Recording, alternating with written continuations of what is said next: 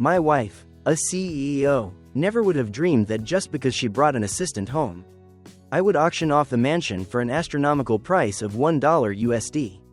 Elon Musk slowly put down his phone after looking at the transaction details. But just as he put it down, the phone rang again. It was Marie Curie, who had just read my text message but hadn't replied. Elon, what exactly have you done? Why was Nikola chased out by the security guards? Marie's voice carried clear anger. I spoke in a calm tone. That mansion is mine.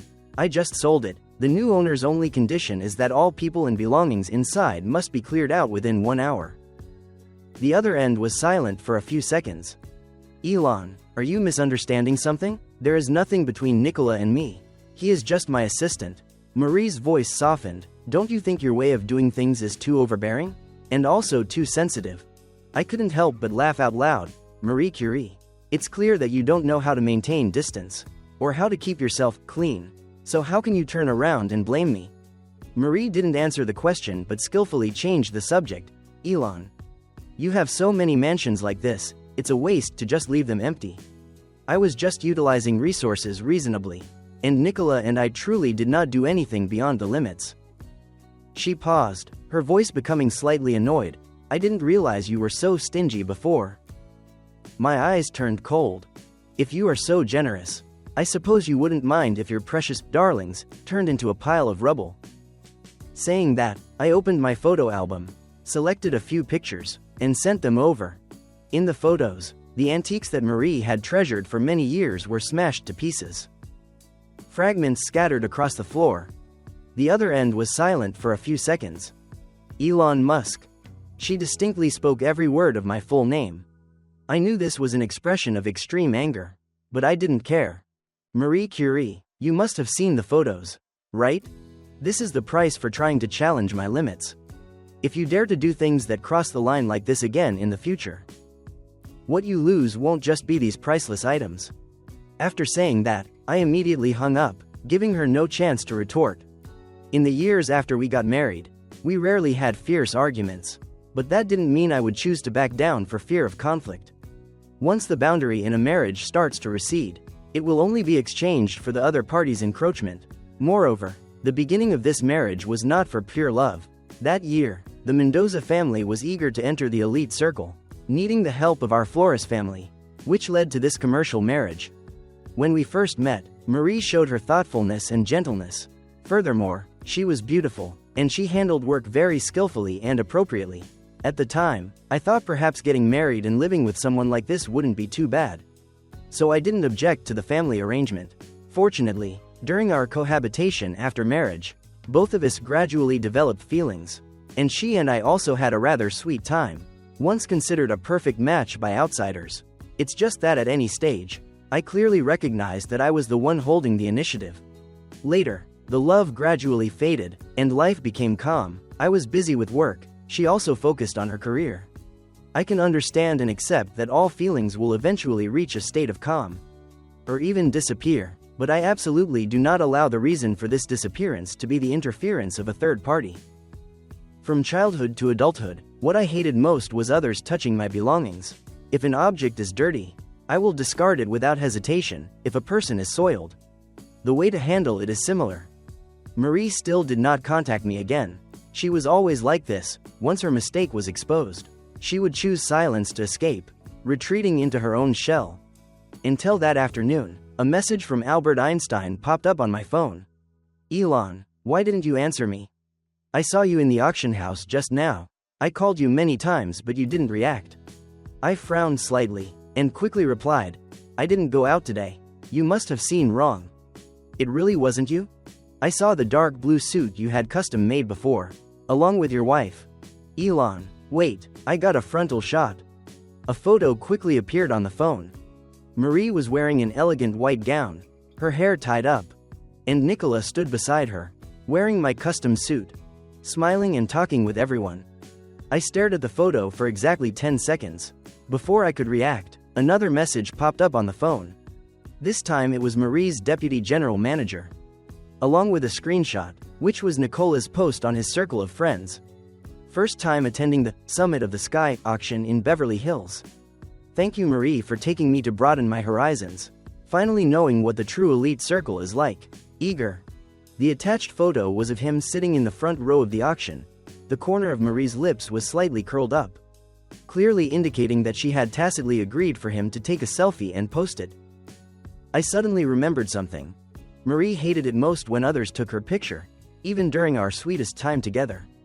If I wanted to take a couple photo, she would avoid it, saying that she wasn't photogenic. It seems my morning punishment was still too light. She not only dared to bring another man to attend the most important elite auction in New York City, she even let him wear my suit, and tacitly agreed for him to post a joint photo on his circle of friends to show off. I directly forwarded the picture to Marie. Explain, why is my suit on him? The message showed, read, but there was no response. A few minutes later, I took a picture and sent it. The message from Albert Einstein popped up immediately after. Elon, what did you send to Marie? She suddenly stood up and ran out. Nicola couldn't even catch her. I didn't answer him, because Marie's phone was calling. In the photo, I was sitting in front of the fireplace, holding an exquisitely crafted small wooden box. The surface of the box was dust-free, clearly indicating it was regularly cleaned and maintained. Elon, put that down.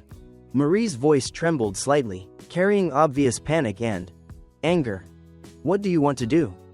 Inside the wooden box were several carefully preserved items. A few faded photos, a bracelet, and a delicate brooch. The boy in the photos had a radiant smile. He was Marie's first love. Her first boyfriend, Miguel Torres, who died due to illness. Someone from the Mendoza family had unintentionally mentioned it, and I suddenly understood the reason for all of Marie's recent unusual behavior. Nicola resembled her first love 7 or 8 parts. Elon, don't touch those things. Marie's voice was almost pleading, mixed with sobs. Marie Curie, you know, I always hate it when others touch my belongings. Just like how you feel right now. Now, immediately. Tell Nicola to take off the suit he is wearing. There's a resting room in the auction house, tell him to change. The other end was silent for a few seconds. Elon, didn't you only wear those suits once? Marie softened her voice. What's wrong with letting him wear a jacket you don't use anymore? I spoke with a slight forward lean in my voice, but it was even colder. Marie Curie, my things, even if I don't need them anymore, others are not allowed to touch. Now you have 2 choices. 1 is to tell Nicola to take off that jacket before the auction begins. Or 2. I gently shook the box in my hand. The items inside made a faint clashing sound. Suffer the consequences yourself. Having said that, I immediately hung up the phone. During the following period, Albert Einstein's messages kept popping up. Elon, what did you just say to her? Marie ran in pale-faced, pulling Nicola out without saying a word. Wait, they're back. Oh my, what is this? Nicola is wearing a security guard's uniform? I curled my lips into a smile. This result was even better than I expected. Elon, Nicola's expression, oh my god, it's absolutely wonderful. Everyone is looking at them and whispering, I'm about to get secondhand embarrassment. Albert, take a few pictures for me. Albert quickly sent a few photos. In the pictures, Marie sat bolt upright, expressionless, while Nicola, wearing a black security guard uniform that was clearly ill-fitting. His carefully combed hairstyle now messy, his eyes red and swollen. This auction has a very high threshold, no one is allowed to leave in the middle. This guy has to wear the security guard uniform until the end of the event. Albert's voice carried schadenfreude. Your wife's face is as dark as a pot. Elon, this move of yours is amazing. The same goes for Nicola, out of everyone to provoke. He dared to provoke you. In the end, I'm afraid he won't even know how he died. After the auction ended, Albert sent another message. When they left, your wife's face had turned the color of a pig's liver. Nicola had his head bowed like a quail, only wishing he could burrow underground. Albert sent a new photo. That dark blue suit was now discarded in a trash can in Hollywood. Elon, I'll immediately post the picture on my circle of friends after I finish taking it. Along with a simple sentence, Garbage belongs in the trash can. In less than 5 minutes, the likes had exceeded 100. Intelligent. People could immediately recognize that the suit in the trash can was the one Nicola had boasted about in his circle of friends. My intention needed no further explanation. Elon, Marie lost a lot of face today. She won't lose her temper with you when she gets home, will she? I casually replied. Relax. Even if I gave her extra guts, she wouldn't dare. That evening, after Marie came home, she walked up to me with an extremely heavy atmosphere. Elon, where are my things? She spoke first, her voice hoarse, the edges of her eyes slightly red. I just looked at her quietly, not saying a word. Marie tried to control her emotions. Elon, I admit that my behavior today was inappropriate. It was my fault for not considering your feelings. But I've done what you told me to do. I was humiliated in front of so many people. Can you please stop messing around? Give me my things back. She spoke softly, looking at me almost pleadingly. I raised an eyebrow. Marie Curie, you were humiliated because of your own improper behavior. Not because of me. Aren't you going to explain what happened today? Marie avoided my gaze. We have a purely superior subordinate relationship. I was just rewarding Nicola for doing good work. I smiled coldly, pressing her step by step. Marie, there are many ways to reward. Why did you choose the worst way? Luxury villa, auction, expensive suit. Do you know what these things symbolize? To an ordinary person, you know very well in your heart. You didn't even want to take the couple photo I requested, but you were willing to go with him. Every time you indulged him was a positive affirmation for him, which is why he became more and more arrogant, even daring to provoke me. Furthermore, with his limited work ability, does he really deserve your reward? Marie lowered her head, silent. Your favor for him is only because he is very similar to your first love. Right? I spoke her thoughts bluntly. A substitute will always only be a substitute. He can never become that person in your heart. Marie Curie, you need to distinguish clearly. Her breathing became heavy, still silent, tears streamed down. I took the small wooden box from behind my back, handed it to her. My tone a little gentler. Marie, I understand your persistence for that person, and I have never thought of destroying that beauty between the two of you. But I also hope you don't destroy the beauty between us. Today's incident is the first time, and it can only be the last time. Marie took the small wooden box, put it aside, and then suddenly rushed forward and hugged me tightly. Elon, I'm sorry. Her voice was hoarse, choking. I truly know I was wrong. Nicola and I really don't have any other relationship. I will definitely stay away from him from now on. Something like today will absolutely never happen again. Please stop being angry, okay? She looked up at me with a tear-streaked face, eyes red and swollen, her voice full of pleading, her hands tightly wrapped around my waist. I sighed softly, finally choosing to compromise. Immediately after, I lowered my head and bit her lip hard, until blood seeped out from the corner of her mouth. Only then did I release her. Satisfied. Marie, this is the price for offending me. Remember, there must absolutely be no next time. Marie showed no sign of discomfort, obediently nestled into my arms. I wrapped my arm around her waist and carried her into the bedroom. After a night of facing each other frankly, more than half of my discomfort had vanished. The next day, the auction incident and my subtly suggestive post on my circle of friends made Nicola the laughingstock of the entire company. And Marie's clearly deliberate attitude of distancing herself from him became the weather vane for everyone. The company did not lack opportunists and sycophants. The colleagues who had flattered him the day before were now merciful if they didn't join in the ridicule. Some even posted many photos of Nicola wearing the security guard uniform at the auction on the company bulletin board.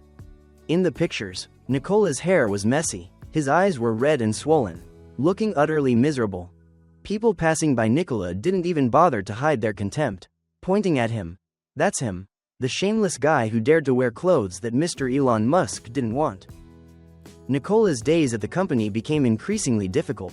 The cafeteria server would add seasoning to his meal. He often took one bite of rice and his face would change color. When he went into the restroom, the door would suddenly be locked. trapping him inside for the entire afternoon. The funniest thing was that everyone that day pretended as if nothing had happened. His desperate calls to Marie were also hung up immediately. I heard these things from Dennis Ritchie, the deputy general manager. "Mr. Elon, should I intervene a little?" I shook my head. "Dennis, don't overestimate my kindness, and don't underestimate his ambition. Since he chose this path, he must bear the corresponding consequences." A week later, the deputy general manager told me that Nikola had not come to work for 3 consecutive days. I thought he had finally given up and was preparing to resign. But reality proved I had underestimated him. That day, Marie had a very important international cooperation negotiation, a project worth at least $100 million.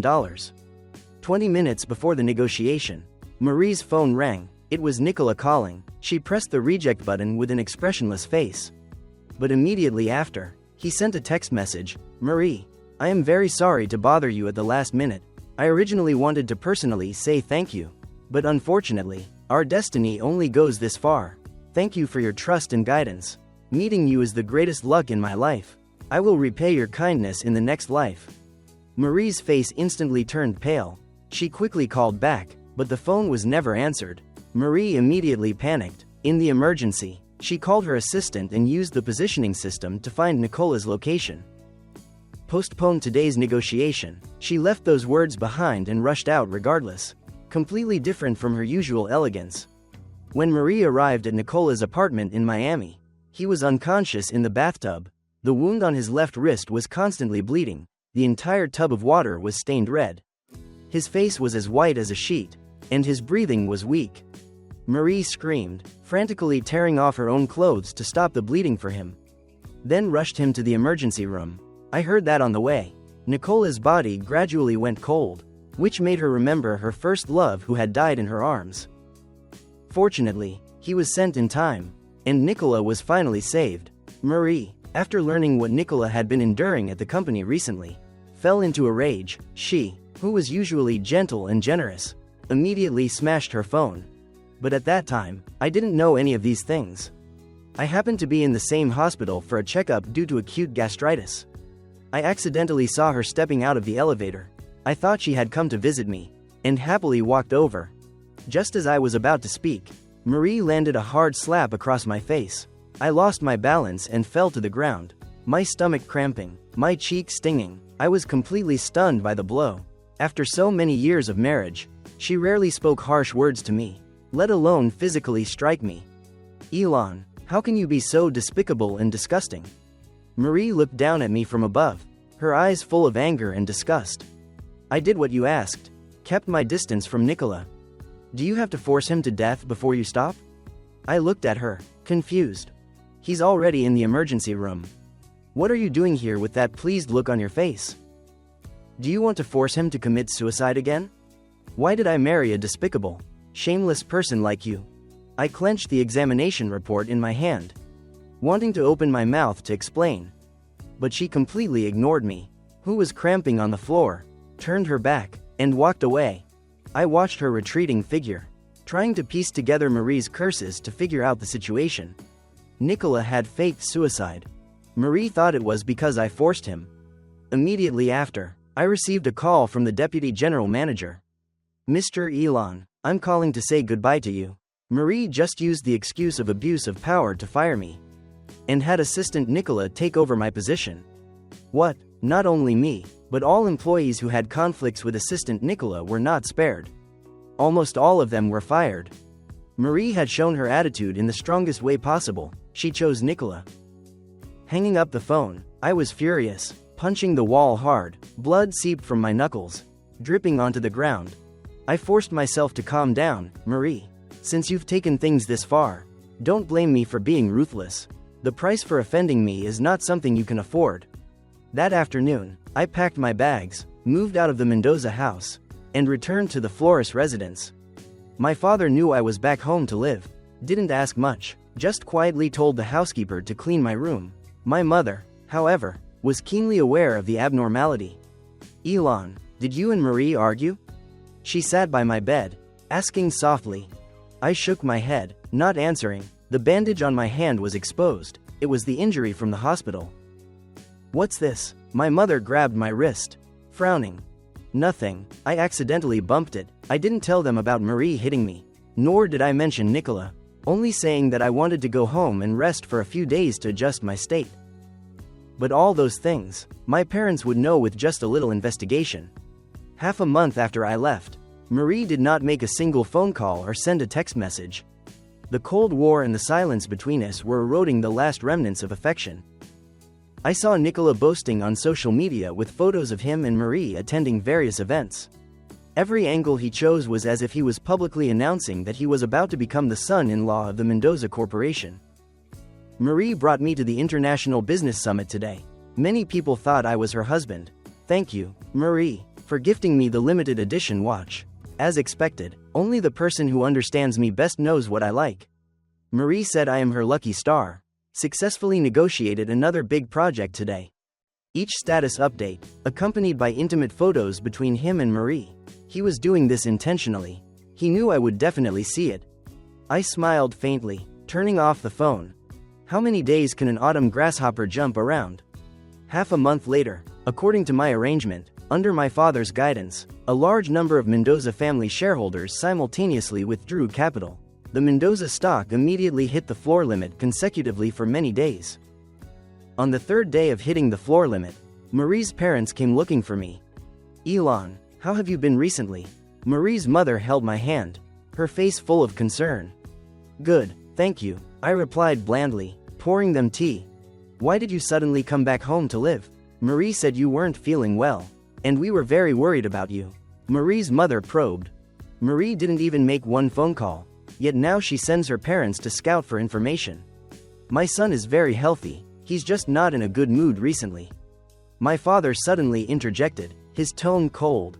Marie's parents were stunned, looking at each other. What's wrong? Did Marie make my Elon unhappy? Marie's father frowned and asked. My father let out a cold laugh, setting the teacup down hard on the table.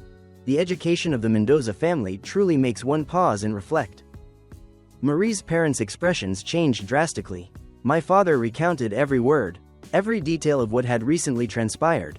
How Marie had arranged for Nicola to stay in my Acapulco villa. How she had indulged Nicola to provoke me.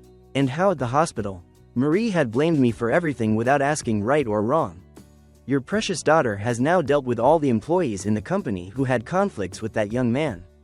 This is the good daughter of the Mendoza family. This is the attitude towards Elon, my father said coldly. Marie's parents' faces went from green to white, and then from white back to green. How can this be? Marie's mother looked at me incredulously. Marie isn't that kind of person. The truth speaks louder than words. I opened my mouth blandly. Marie's father angrily called Marie. You immediately get your butt back here. What secret things have you been doing? The Mendoza family's reputation has been completely ruined by you. Marie's father hung up the phone, then turned to apologize to me and my father repeatedly. Sorry. It's our fault for not teaching our daughter well. We will definitely give Elon a satisfactory explanation for this matter. What explanation could Marie give me? Would she lie to me that I was more important than Nicola in her heart? Or would she honestly tell me that she had long regretted this marriage? Whichever it was, I didn't need it. I stood up and went to my room, taking out the divorce papers. Today, let this play completely end. Not long after, the front door was pushed open. Marie walked in. What astonished me was that Nicola also followed. He hid behind Marie, looking scared. My parents' expressions, which had softened slightly after Marie's parents' apology, instantly became grim again. Marie, daring to bring him to my house even now, was truly hopelessly stupid. Marie's father rushed up to her, raised his hand, and slapped her hard. You ungrateful daughter. How dare you bring this man here? Marie's face immediately swelled up, clearly not expecting her father to hit her in front of everyone. Dad, listen to my explanation. She was stunned. Explain what? Another hard slap landed on her other cheek. The Mendoza family's reputation has been completely ruined by you.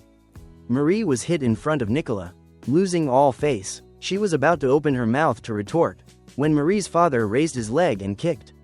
Unexpectedly, Nicola lunged forward, shielding Marie, and took the kick squarely. He cried out in pain, fell to the ground, clutching his kicked leg, his face pale, his eyes red. Marie's mother looked at his fake demeanor. So angry she trembled. You bastard. You're still pretending to be pitiful even now. Marie's mother rushed up to hit him, and Marie quickly hugged Nicola into her arms. I watched this good show, unable to help but laugh out loud, clapping faintly. Truly a pair of devoted lovers. Marie looked up at me, her eyes full of anger. Elon, you are despicable. Don't you dare slander the relationship between Nicola and me here. We are clean, there is no inappropriate relationship whatsoever. I am just trying to make up for your excessive behavior before. As soon as these words came out, my father suddenly jumped up, uncontrollably angry. Where was my son excessive? Marie's father slapped Marie again. Shut up, say one more word, and I'll break your legs. Marie's father turned to me, forcing a smile of apology, his voice amiable. Elon, we will definitely give you a satisfactory explanation for this matter. I stood up, looked around once, and my gaze finally settled on Marie. Since the elders of both sides are present today, and everyone has seen Marie's choice, this marriage has progressed to this point, there's no need to maintain it anymore. I took out the pre-prepared divorce agreement. The divorce agreement has been drafted and signed by me. Assets are all divided according to the prenuptial agreement. When Nicola heard we were divorcing, the look of distress on his face immediately vanished, replaced by a glimpse of smugness in his eyes. Just moments ago, he was crying hysterically on the ground, but now he was very sober.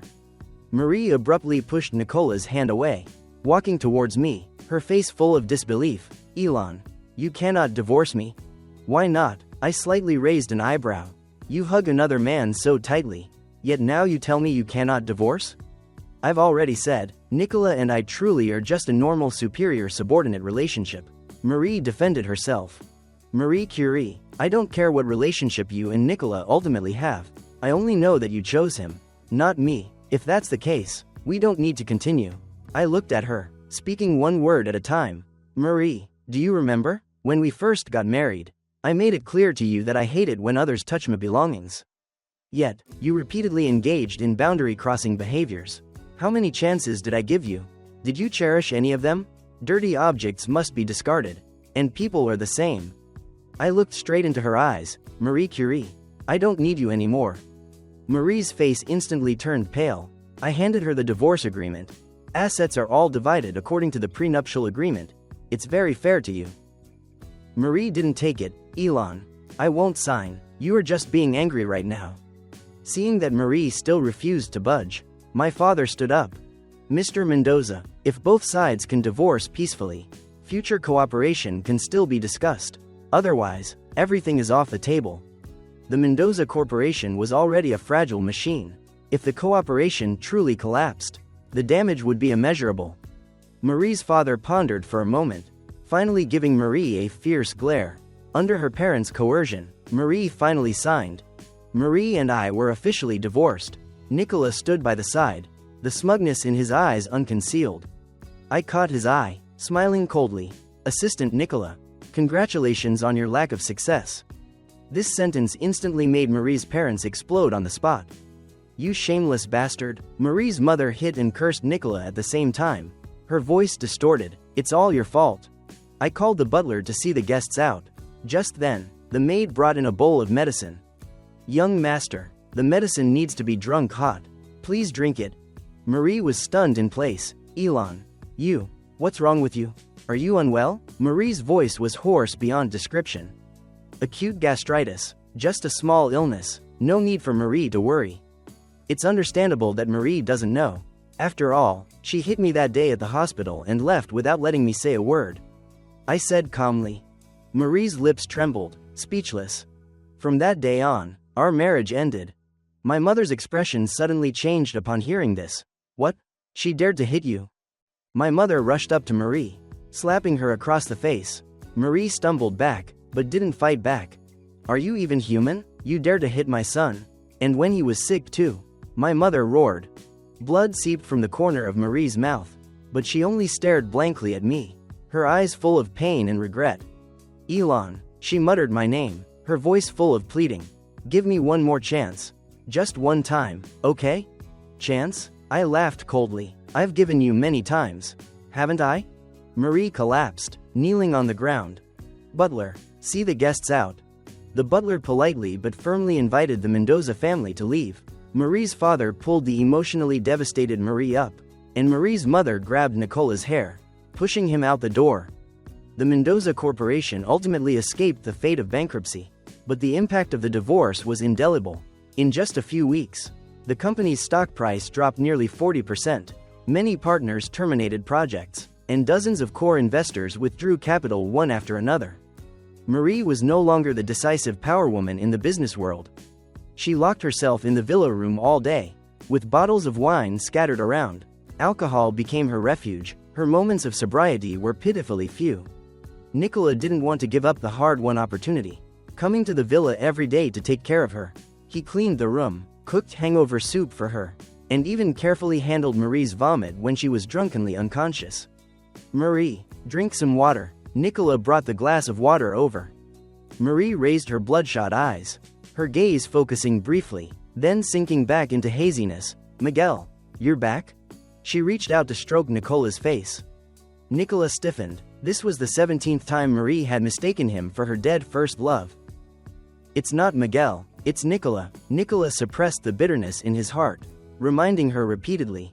Marie seemed not to hear, muttering to herself, "Miguel, now that you're back, please don't leave again, okay? Enough." Nicola slapped Marie's hand away. The glass of water hit the ground hard, fragments scattering. Marie was startled by the noise, looking at him in confusion. "I truly was too stupid." Nicola's voice trembled. "Why did I love someone like you? You only saw me as a substitute from start to finish. You deserve this. All this is your own doing." Nicola finally exploded, the resentment and jealousy accumulated over time pouring out. "You had a husband you didn't cherish. And now you're this miserable. Still thinking of your damn first love who died." Marie's eyes suddenly became clear, more than half of the drunkenness vanishing. For the first time in many days, she was completely sober. "Nicola, I won't allow you to talk about him like that. Get out." Nicola sneered. "You're still defending him now. Do you even know he didn't die at all?" Marie was stunned. "What nonsense are you talking about?" "Nonsense? I'm telling you, he didn't die at all. He took $50 million from your parents and faked his death. He even left a will, telling you to always help his official girlfriend's company." Nicola screamed hysterically. Marie abruptly grabbed his neck, pushing him against the wall. "Shut up." He struggled, his face gradually turning purple. Marie let go. Nicola fell to the ground, gasping for breath. "Why do you think I knew those details between you two? He came to me. He saw that just your help for his girlfriend's company wasn't enough. He wanted even more. So he came to me, helping me move up to pursue greater benefits." Marie's face was white, her body swaying. "Impossible. Miguel is dead." Nicola scoffed. "Go ask your parents. Ask if they gave Miguel $50 million. Marie called to confirm, then her whole body collapsed onto the floor. The phone call was very short, but enough to crush her. Her father's silence was too long, and his denial was too pale. "I hurt Elon for two worthless men like that," she murmured, her voice broken. Nicola looked at her broken state, laughing loudly. "Marie Curie, no one else is to blame. You personally pushed the man who loved you most away." Marie suddenly raised her head. "Get out. Don't ever let me see you again." Marie returned to the company. She called an emergency board meeting, decisively cutting ties with many problematic partners. 3 days later, Azteca Tech, once glorious, declared bankruptcy. The company's founder, Sofia Guzman, was arrested by the police on suspicion of financial fraud. This company was founded by Miguel's girlfriend, and was also the enterprise Marie had secretly supported. At the same time, Nicola received a text message from an unknown number. "I know you betrayed me. Elon Musk Fitness Center in Las Vegas." Nicola quickened his pace, constantly feeling someone following behind him. He turned into a small alley, wanting to take a shortcut home. Early the next morning, the front page of the newspaper reported a piece of news. 2 male bodies were discovered in a small alley. Police preliminarily determined it was a mutual murder-suicide. Marie looked at the newspaper, her gaze lingering on the names of the 2 men, Nicola, Miguel Torres. After the Mendoza family had recovered slightly, Marie started changing the way she prepared stomach-nourishing meals, bringing them to my office every day. The exquisite food containers opened to reveal carefully arranged dishes, light, nutritious, and beautifully presented. Occasionally there were small gifts, ties, fountain pens, cufflinks. They weren't cheap items, it was clear they were carefully chosen. I returned everything, along with the food containers, instructing my secretary to send them back. She started waiting for me below the company building, regardless of the weather, sometimes holding flowers, sometimes carrying pastries, with a cautious smile on her face. I acted as if I didn't see her, passing by like a stranger. Until one day, she blocked my car on the way home. She rushed out regardless, kneeling on the ground. The rainwater quickly soaked her dress, and her drenched hair stuck to her cheeks. "Elon, please forgive me just one more time." Her voice was choked, trembling. I sat in the car, looking at her through the window. "Marie, haven't you made enough of a scene?" My voice was very calm, devoid of any discernible emotion. "We are over." The driver received the instruction, slowly starting the car, driving around her. In the rearview mirror, she was still kneeling in the rain, her figure gradually shrinking. I turned my head away, not looking anymore. Some cracks, once they appear, can never be fully mended. Many years later, the Mendoza Corporation no longer maintained its original scale. Under my leadership, all the fields I touched rose to a leading position. I stood under the spotlight of the press conference, speaking confidently, introducing the corporation's latest technology product. My demeanor was radiant. Below the stage, applause resonated, and camera flashes blinked continuously. The corner of my eye caught a familiar figure. In the back of the crowd, a somewhat haggard woman stood quietly, wearing a simple dress, with light makeup. It was Marie. She had lost a lot of weight, and there were now a few lines of weariness on her once delicate face. She was no longer the brilliant power woman in my memory. She was also looking at me, her gaze calm and gentle. There was no resentment, no pleading, and no complicated emotions whatsoever. Just a faint, contented smile, as if saying goodbye to her past self. I smiled slightly at her, acknowledging her, then she slowly disappeared into the crowd. The press conference continued. Reporters surrounded me, scrambling to ask questions. I withdrew my gaze, the appropriate smile returning to my face. The future is still long, and the road is far. Marie and I will both head towards the future that each of us deserves. The entire story concludes. Friends, please click like and follow. This channel will continuously update free novels and comics.